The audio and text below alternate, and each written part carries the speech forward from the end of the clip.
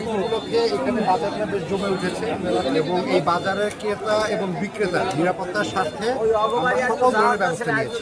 বিশেষত জাল টাকা শনাক্তকরণ, মলম পার্টি থেকে করার জন্য বা ক্রেতা বিক্রেতার সুরক্ষার জন্য 24 ঘন্টা পুলিশের নজরদারি এবং নিশ্চিতভাবে ব্যবস্থা করা হয়েছে।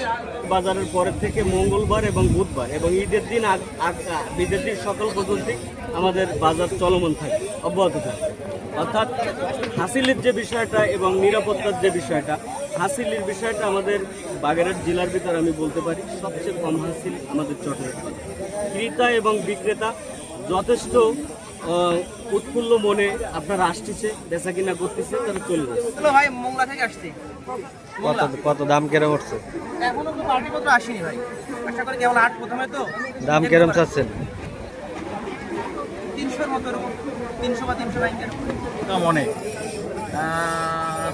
রিজনেবল কোনো প্রাইস না, এটা কেনার মতো অবস্থা নেই। যে অবস্থা আছে এই মুহূর্তে, এরা অনেক বেশি দাম চায়, গরু কেনার মতো অবস্থা নেই আসলে।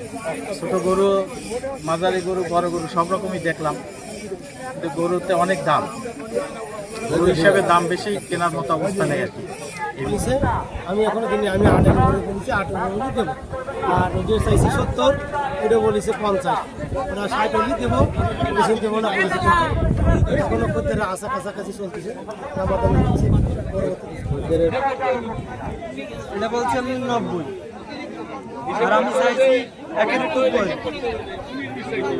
আর মিডিয়ামদের চাইছি 1,10,000।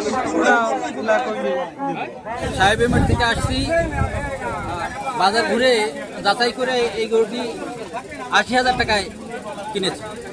ছাড়িয়ে দেবো। এটা দাম করছে আপনার 105, 10 এরকম দাম করছে। 15 ছাড়িয়ে দেবো, 15, 16, 50 টাকা আসছে। সেসব কয়টা